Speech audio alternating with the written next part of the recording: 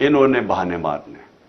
میں آج آپ کی اپنی ساری قوم کو پہلے یہ کہنا چاہتا ہوں کہ یہ کیوں اکتوبر تک الیکشن کھینچنا چاہتے ہیں؟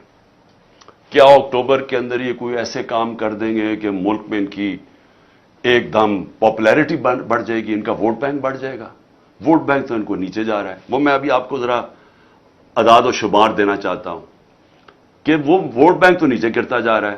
ڈر رہے ہیں یہ الیکشن سے، تو کیوں وہ اکتوبر کی انتظار کر رہے ہیں؟ کیا ہوگا اکتوبر میں؟ کون سا ان کے پاس گیم پلان ہے؟ کون سا روڈ میپ ہے؟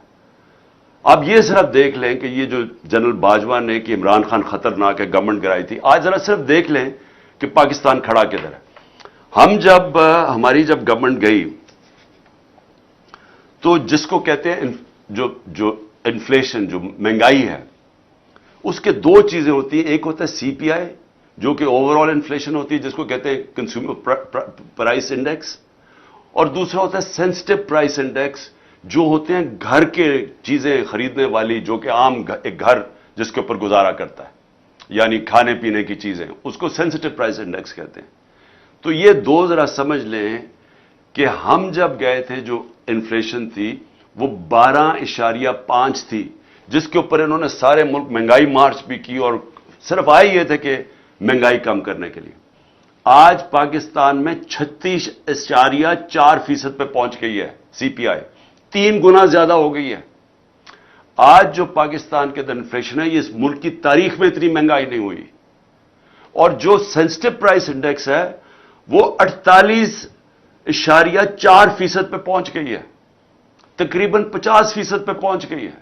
جو کھانے پینے کی چیزیں ہیں، یہ عام گھر کے اندر لوگوں سے آج پوچھیں ان کے اوپر کیا گزری ہے، اس لیے بھاگ رہے ہیں الیکشن سے. آج تنخواہ دار طبقہ پاکستان میں رل گیا ہے.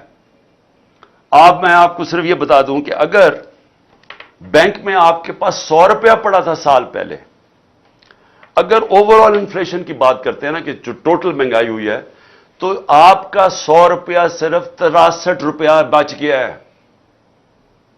باقی اس میں سے پیسہ نکل چکا ہے مہنگائی کی وجہ سے. آپ اس کی خریدار کی پاور صرف رہ گئی ہے 63 روپے. سال پہلے 100 روپیہ، آج 63 روپے. اور اگر کھانے پینے کی چیزیں جسے کہتے ہیں سینسٹیو پرائس انڈیکس، جو عام لوگ گھروں میں استعمال کرنے کی جو ضروری چیزیں ہوتی ہیں، وہ اگر آپ کے بینک میں 100 روپیہ پڑا تھا سال پہلے، آج صرف 52 روپیہ کی اس کی خریدار کی پاور رہ گئی ہے. 100 میں سے صرف 52 روپے کی چیزیں اب آتی ہیں جو 100 روپے کی آتی تھی ایک سال پہلے. یہ جنرل باجوہ کا تحفہ تھا کہ انہوں نے جو ہماری گورنمنٹ گرا کے یہ لوگ لے کے آئے. اور اس کے بعد آگے چلیں.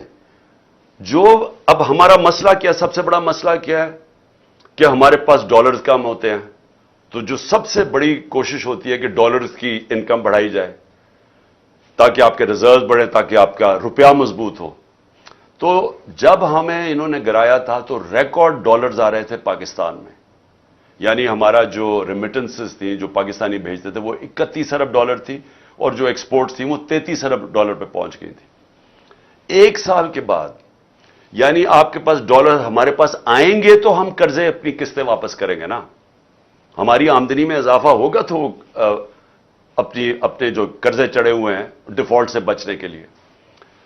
ایک سال کے اندر ایکسپورٹس جو گری ہیں اور جو ہماری ریمیٹنسز گری ہیں 5 ارب ڈالر کی گری ہیں. ایک سال میں کم ہو گئی ہماری آمدنی قرضہ واپس کرنے میں. جو آئی ایم ایف سے ہم کتنے پیسے مانگ رہے ہیں؟ 6 ارب ڈالر. تو ایک سال میں 5 ارب ڈالر تو یہاں کم ہو گئے ہماری آمدنی کے. تو پہلے آمدنی بھی کم ہو گئی ہے، ہماری انڈسٹری آدھی بند ہو چکی ہے. اس وقت حالات یہ ہیں کہ جو ہمارا ریونیو، جو ہم نے ریکارڈ پیسے اکٹھے کیے تھے ٹیکس میں، پچھلے مہینے 100 ارب روپیہ ٹیکس کم اکٹھا ہوا ہے. یعنی آمدنی بھی گر رہی ہے، یعنی ملک کو چلانے کے لیے بھی آمدنی گر رہی ہے. جو باہر سے ہمارے ڈالرز آتے تھے وہ بھی 5 ارب ڈالر ایک سال میں کم ہو گئے. اور آگے گیم پلان کیا ہے؟ میں پھر سے پوچھتا ہوں کہ مجھے اگر یہی کوئی بتا دے، اگر یہ کہنا جی کہ ہم اس لیے اکتوبر کے لیے تک انتظار کرنا چاہتے ہیں الیکشنز کا کیونکہ اکتوبر تک ہمارا یہ پلان ہے، اس سے ملک بہتر ہو جائے گا، میں یہ بھی اس کے لیے بھی ماننے کے لیے تیار ہوں. ان کے پاس تو کوئی پلان ہی نہیں ہے اکتوبر کے لیے. پلان کیا ہے؟ پلان یہ ہے کہ اس کو عمران خان کو جیل میں ڈالو یا اس کو قتل کرو، راستے سے ہٹاؤ۔ یہ لنڈن پلان ہے نواز شریف کے ساتھ جو پلان بنا ہوا ہے۔ دوسرا پلان ہے سختیاں کرو، ان کے لوگوں کو تشدد کرو، ان کو مارو، ان کو جیلوں میں ڈالو، ان کے اوپر کیسز کرو تاکہ سارا وقت یہ ایک عدالت سے دوسری عدالت میں جائیں۔ میں پھر سے کہا 145 کیسز کیے ہوئے ہیں اور لوگوں کے۔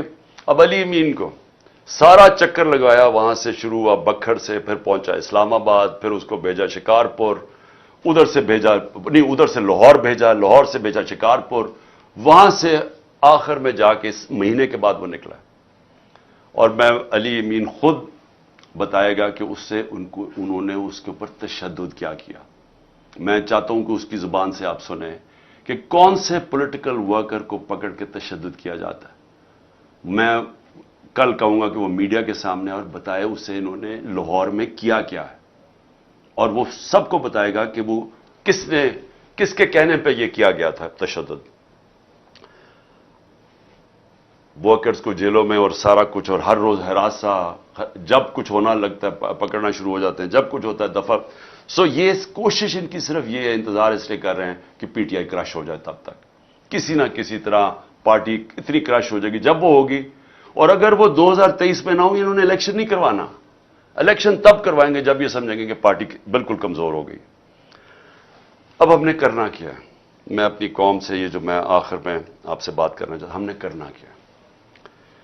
دیکھیں میرے پاکستانیوں، سپریم کورٹ نے جو فیصلہ کیا ہے کہ الیکشن، انہوں نے تو اب اگر یہ ہماری بات چیت نہیں ہونی تو اب الیکشن تو 14 مئی کو ہے۔